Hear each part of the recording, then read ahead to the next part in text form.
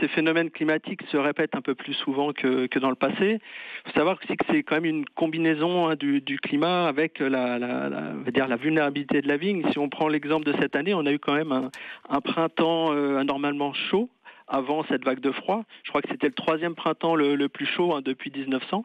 Donc ce qui fait que la vigne était en avance sur la vigne ou les autres cultures comme les cultures fruitières par exemple, était en avance au niveau de sa phénologie et donc plus sensible au froid. Ce qui explique ces forts dégâts. Donc c'est clair que plus il fait chaud, plus on peut avoir ce phénomène de précocité de la vigne et donc des risques supplémentaires. Alors à l'avenir, qu'est-ce que ça va changer concrètement pour les professionnels ? Comment la viticulture peut ou pas peut-être s'adapter au changement climatique ? Sur les extrêmes climatiques tels que le gel ou les vagues de chaleur, c'est assez compliqué, notamment sur le gel, bien qu'il existe des méthodes d'adaptation ou de protection.